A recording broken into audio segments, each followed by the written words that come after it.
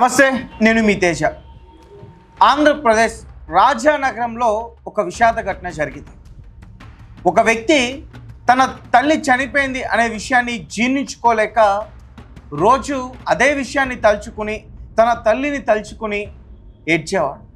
చివరికి తన తల్లి వద్దకే వెళ్ళిపోవాలని చెప్పి అనుకున్నాడు. అసలు ఏం జరిగింది అనే విషయాలు తెలుసుకుంటే ప్రతి ఒక్కరిని చాలా బాధ పెడుతుంది. ఎందుకంటే అతను చనిపోవడమే కాకుండా అతనితో పాటు అతని భార్యను కూడా అతని వెంటే తీసుకువెళ్ళాలని చెప్పి ఆమెను కూడా హత్య చేశాడు. తర్వాత ఇతను ఆత్మహత్య చేసుకున్నాడు. ఇదంతా కూడా తూర్పుగోదావరి జిల్లా రాజానగరం మండలం పాతుతుంగపాడు అక్కడ ఆ ప్రాంతంలో జరిగింది. అతని పేరు కమిడి లక్ష్మణ్ రావు, అతని భార్య పేరు శ్యామల. ఇద్దరు కూడా వికలాంగులే. వారిద్దరికీ గత ఏడాది పెళ్లి జరిగింది. అలాగే ప్రభుత్వం నుంచి వీరికి 12,000 రూపాయలు పెన్షన్ కూడా వస్తుంది. అయితే లక్ష్మణ్ రావు తల్లి అంటే చాలా ప్రేమ. తల్లి లేకపోతే అసలు ఆ లక్ష్మణ్ రావు లేడు. ఇంటి దగ్గరే తల్లి కొడుకు ఇద్దరు కూడా ఒక చిన్న కిరాణా దుకాణం పెట్టుకుని వారు జీవనం కొనసాగిస్తుండేవారు. మొత్తం మీద తల్లి పెళ్లి చేసింది ఆ వ్యక్తికి, అదే ప్రాంతానికి సంబంధించిన వ్యక్తికి పెళ్లి చేసింది. అయితే మరి ఏమైందో ఏంటో, ఉన్నట్టుండి తల్లి అనారోగ్యానికి గురయ్యి చనిపోయింది. ఇక ఆ విషయాన్ని తట్టుకోలేక ఇతను డైలీ ఏడ్చేవాడు, ఇతరులకి ఆ విషయాన్ని చెప్పి బాధపడేవాడు. చివరికి అతను కూడా చనిపోవాలని చెప్పి నిర్ణయం తీసుకున్నాడు. ఒక సెల్ఫీ వీడియోని కూడా అతను రికార్డ్ చేసే ప్రయత్నం చేశాడు.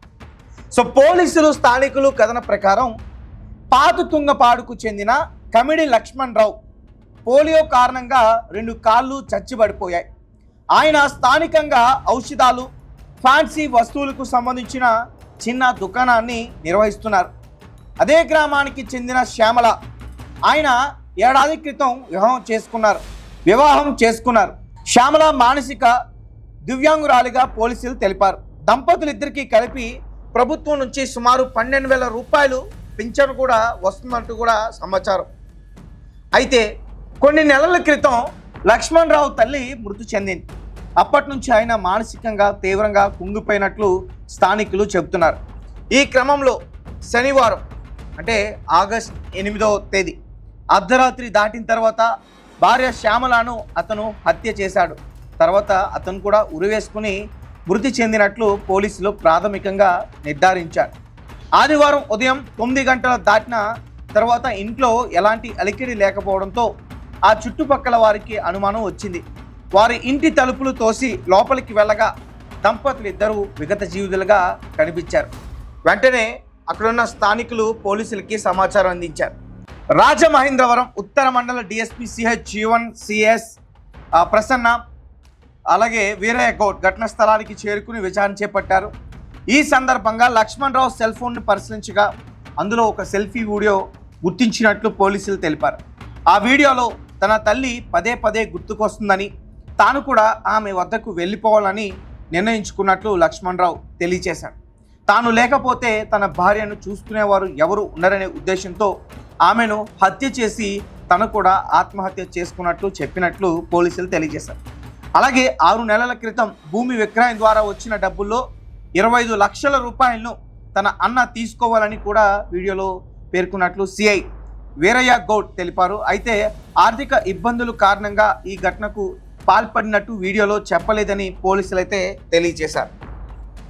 సో శ్యామల చేతికి ఆమె మణికట్టు వద్ద గాయం కావడంతో అధిక రక్తస్రావం జరిగి మృతి చెందినట్లు పోలీసులు అనుమానించారు. లక్ష్మణ్ రావు మంచంపై కూర్చున్న స్థితిలో ఉరివేసుకున్నట్లు ఘటన స్థలాల ఆధారాలు లభించాయని, తర్వాత మృతదేహాలను పోస్ట్మార్టం నిమిత్తం ఆసుపత్రికి తరలించారు. ఫోరెన్సిక్ సిబ్బంది ఘటనా స్థలంలో ఆధారాలు సేకరించారు.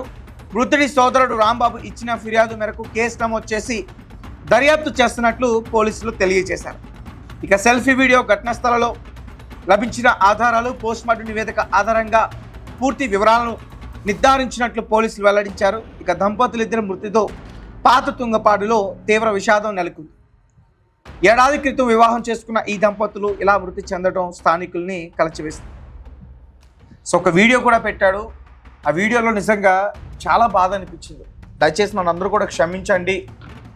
నాకు మా అమ్మతో ఉండాలనిపిస్తుంది, మా అమ్మ దగ్గరికి వెళ్ళిపోవాలనిపిస్తుంది, ఆమె లేకపోతే నేను లేను, కాబట్టి అందుకని నేను నా భార్య వెళ్ళిపోతున్నాం అంటూ కూడా ఆ భార్య మణికట్టు దగ్గర ఒక నైఫ్తో కట్ చేసి ఆమె తీవ్ర రక్తస్రావం అయిన తర్వాత ఆమె ప్రాణాలు విడిచింది. దాని తర్వాత ఇతనికి పోలియో ఉంది, ఇతను కూడా వికలాంగుడే, అయినా కానీ ఉరి వేసుకుని ఇతను కూడా ప్రాణాలు తీసుకున్నాడు.